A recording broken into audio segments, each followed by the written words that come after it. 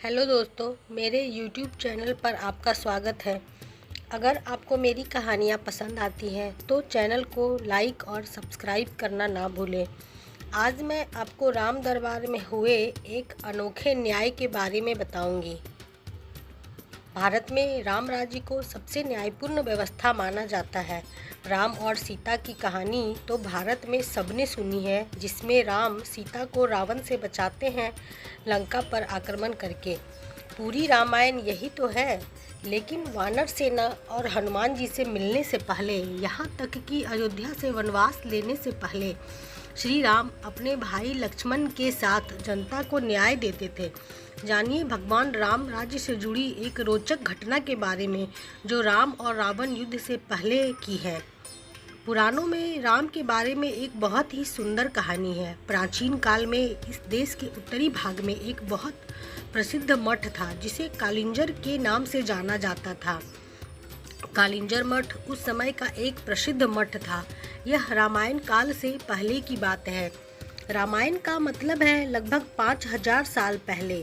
राम के आने से पहले भी कालिंजर मठ का खूब नाम था।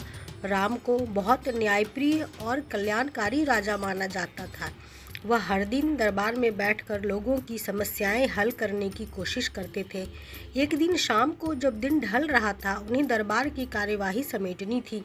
जब वह सभी लोगों की समस्याएं सुन चुके थे तो उन्होंने अपने भाई लक्ष्मण, जो उनके परम भक्त थे, से बाहर जाकर देखने को कहा कि कोई और तो इंतजार नहीं कर रहा। लक्ष्मण ने बाहर जाकर चारों ओर देखा और वापस आकर बोले, कोई नहीं है, आज का हमारा काम अब खत्म हो गया है। राम बोले, जाकर देखो, कोई और भी हो सकता है। यह थोड़ी अजीब बात थी। लक्ष्मण अभी अभी बाहर से देखकर आ चुके थे, मगर वह फिर से जाकर देखने के लिए कह रहे हैं। इसीलिए लक्ष्मण फिर से गए और चारों ओर देखा, लेकिन वहाँ कोई नहीं था। वह अंदर आने ही वाले थे, तभी उनकी नज़र एक कुत्ते पर पड़ी जो बहुत उदास चेहरा लिए बैठा था और उसके सिर पर एक चोट थी। उन्होंने कुत्ते को देखा और उससे पूछा, क्या तुम किसी चीज़ का इंतजार कर रहे हो? कुत्ता बोला, हाँ, मैं राम से न्याय चाहता हूँ। तो लक्ष्मण बोले, तुम अंदर आ जाओ, और वह उसे दरबार में ले गए। कुत्ते ने आकर राम को प्रणाम किया और बोलने लगा। वह बोला, हे राम, मैं न्याय चाहता हूँ। मेरे साथ बेवजह हिंसा की गई है। मैं चुपचाप बैठा हुआ था। सर्वथा सिद्ध नाम का यह व्यक्ति मेरे पास आया और बिना किसी वजह से के मेरे सिर पर छड़ी से वार कर दिया। मैं तो बस चुपचाप बैठा था। मैं न्याय चाहता हूँ। राम ने तत्काल सर्वथा सिद्ध को बुलावा भेजा, जो एक भिखारी था। उसे दरबार में लाया गया। राम ने पूछा, तुम्हारी कहानी क्या है? यह कुत्ता कहता है, तुमने बिना वजह उसे मारा। सर्वथा सिद्ध बोला, हाँ, मैं इस कुत्ते का अपराधी हूँ। मैं भूख से बौखला रहा था, मैं गुस्से में था, निराश था। यह कुत्ता मेरे रास्ते में बैठा हुआ था, इसीलिए मैंने बेवजह निराशा और गुस्से में इस कुत्ते के सिर पर मार दिया। अब आप चाहे जो सज़ा देना चाहें दे सकते हैं। फिर राम ने यह बात अपने मंत्रियों और दरबारियों के सामने रखी और बोले, आप लोग इस भिखारी के लिए क्या सज़ा चाहते हैं? उन सब ने इस बारे में सोच कर कहा, एक मिनट रुकिए, यह बहुत ही पेचीदा मामला है। पहले तो इस मामले में एक इंसान और एक कुत्ता शामिल है, इसीलिए हम सामान्य तौर पर जिन कानूनों को जानते हैं वो उस पर लागू नहीं होंगे। इसीलिए राजा होने के नाते यह आपका अधिकार है कि आप फैसला सुनाएं। फिर राम ने कुत्ते से पूछा, तुम क्या कहते हो? क्या तुम्हारे पास कोई सुझाव है? कुत्ता बोला, हाँ, मेरे पास इस व्यक्ति के लिए एक उपयुक्त सजा है। वह क्या, बताओ तो? कुत्ता बोला, इसे कालिंजर मठ का मुख्य महंत बना दीजिए। राम ने कहा, तथास्तु, और भिखारी को प्रसिद्ध कालिंजर मठ का मुख्य महंत बना दिया गया। राम ने उसे एक हाथी दिया। भिखारी इस सजा से बहुत प्रसन्न होते हुए हाथी पर चढ़कर खुशी खुशी मठ चला गया। दरबारियों ने कहा, यह कैसा फैसला है? क्या यह कोई सजा है? वह आदमी तो बहुत खुश है। फिर राम ने कुत्ते से पूछा, क्यों नहीं तुम ही इसका मतलब बताते?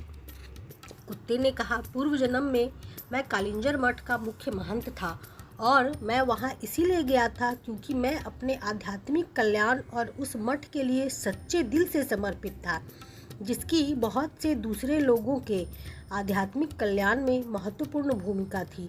मैं वहाँ खुद के और हर किसी के आध्यात्मिक कल्याण के संकल्प के साथ गया था और मैंने इसकी कोशिश भी की। मैंने अपनी पूरी कोशिश की, मगर जैसे जैसे दिन बीते धीरे धीरे दूसरे छिटपुट विचारों ने मुझे प्रभावित करना शुरू कर दिया। मुख्य महंत के पद के साथ आने वाले नाम और ख्याति ने कहीं न कहीं मुझ पर असर डालना शुरू कर दिया। कई बार मैं नहीं, मेरा अहं काम करता था। कई बार मैं लोगों की सामान्य स्वीकृति का आनंद उठाने लगता था। लोगों ने मुझे एक धर्मगुरु की तरह देखना शुरू कर दिया। अपने अंदर मैं जानता था कि मैं धर्मगुरु नहीं हूँ, मगर मैंने किसी धर्मगुरु की तरह बर्ताव करना शुरू कर दिया और उन सुविधाओं की मांग करना शुरू कर दिया जो आमतौर पर किसी धर्मगुरु को मिलनी चाहिए। मैंने अपने संपूर्ण रूपांतरण की कोशिश नहीं की, मगर उसका दिखावा करना शुरू कर दिया और लोगों ने भी मेरा समर्थन किया।